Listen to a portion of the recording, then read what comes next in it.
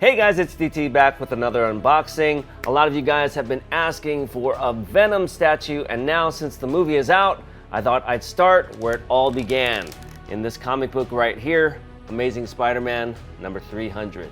This one featured the first full appearance of Venom. We've got this classic Todd McFarlane cover with Spider-Man in the black suit, swinging through the air.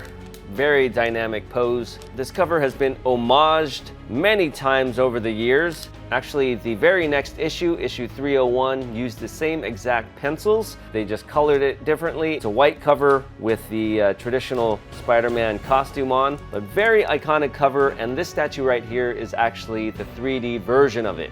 Yep, they actually made this in real life, so I'm really excited to be opening this up. This has always been a very important book in my comic book collection because I picked this thing up when it was new on the shelves. Let's go ahead and open this up and see how close it looks to this guy. Okay, so here we have the box. This is part of this group's Dynamic series. They also have a museum series. So let's go ahead and get this thing open.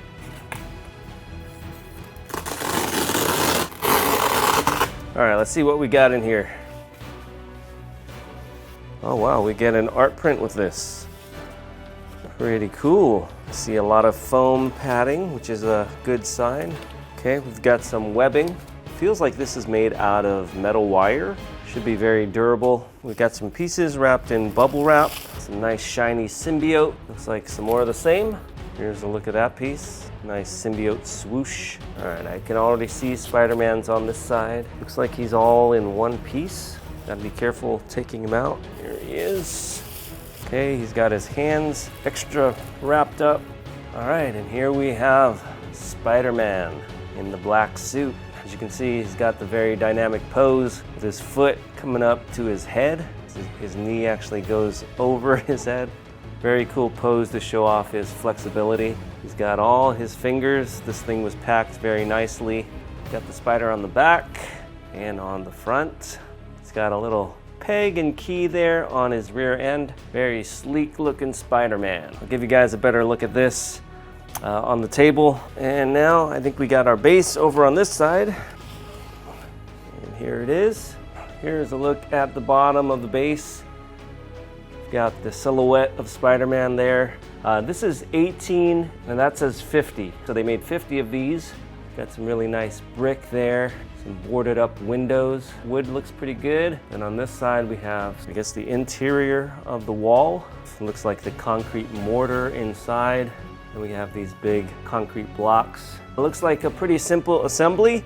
We just have to stick Spider-Man on here, a couple pieces of symbiote, and we should be all done. Go ahead and take this over to the table and show you guys the whole thing. So here we have everything. We've got the base here, we've got Spidey. There was actually one more giant piece of web that I missed because it was on the underside of the top layer. But we can't forget this because this web is very important to the overall look of the statue. It doesn't look like it's gonna be very difficult. Spider-Man here is all in one piece. There are no seams. His arms, legs, head, everything is attached.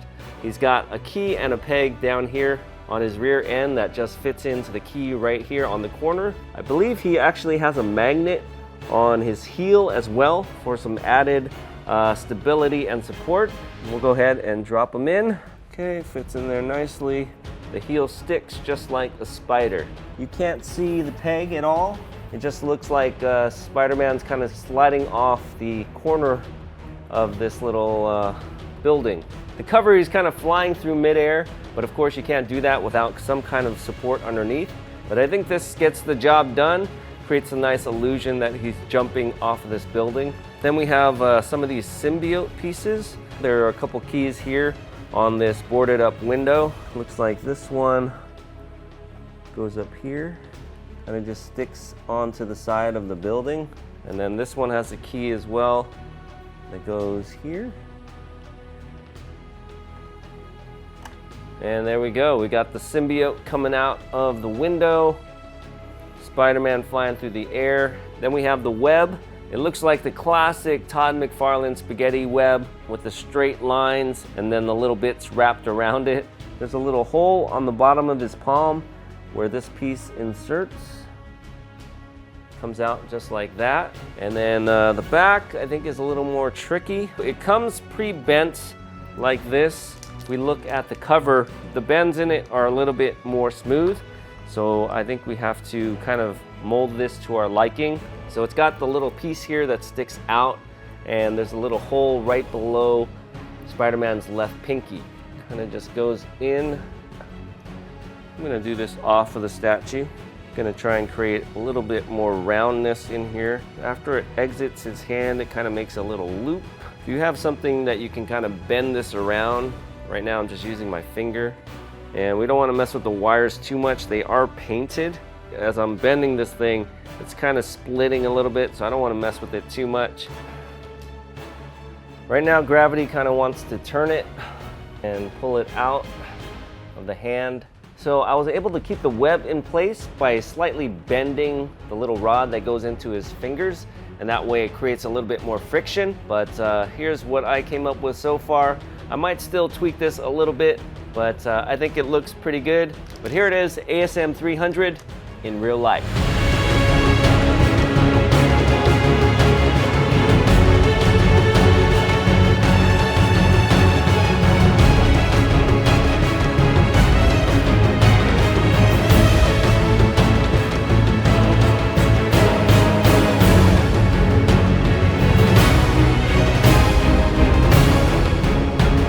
So the base on this one's pretty straightforward. We have the corner of this abandoned building, sort of the rooftop, and this looks just like the building that Eddie Brock is hanging out in, pumping iron in the comic book. It's got some really nice details in it with the rock up front and these fallen wood planks. There are some really nice cracks in the walls as well. On the opposite side, we can see the interior of the broken walls. It definitely looks like this building has seen better days, but the entire thing is painted very nicely. I especially like the colors they used on the bricks here. It's not too red, it's not too brown. In my opinion, it's just right. Doesn't distract too much from Spider-Man and looks really authentic. The wood looks really good as well. From certain angles, it does catch a little bit of the light and makes it a little bit glossy, which kind of gives it an artificial look. But overall, I think the sculpt is really nicely done. The paint variation in the wood looks very good as well. I like the boarded up window here, and there's a nice contrast with this very glossy symbiote that is creeping through. This reminds me of the scene from the comic book where Spider-Man is actually trying to escape from Venom by jumping through a window, but Venom uses his web and pulls him back in, destroying the wall in the process. Obviously, this building is not there in the cover. I think they did a great job incorporating this building into the whole scene, and it really looks like Spider-Man is kind of flying through the air. Moving up to Spider-Man, this guy looks awesome. I love that he's entirely one piece. We have no neck seams, no arm seams. He just looks very sleek in this black costume. For the most part, it doesn't have any extra texture.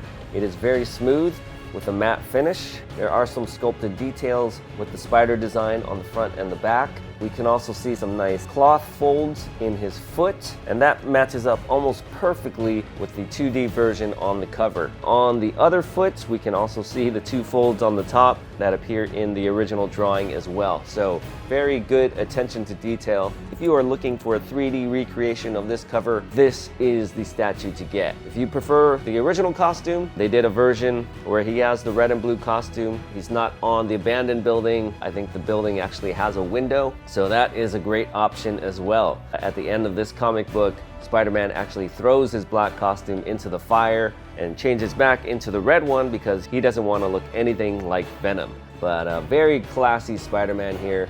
He's got those big white Todd McFarlane eyes, sculpted very nicely in pretty much every way. And for being in such a contorted pose, his body has a very nice flow to it.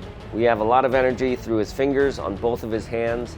I like the fact that his heel actually connects onto the base as well, giving it that extra point of contact and support, so not everything is resting on that one key and peg. I like that they gave you a metal web that you can kind of pose to your liking. Still, I think I'm gonna work with it a little bit more to make some of those curves a little bit rounder, but I'm very happy with the way this one came out.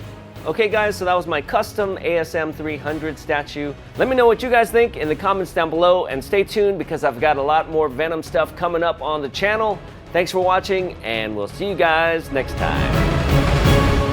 Bye-bye.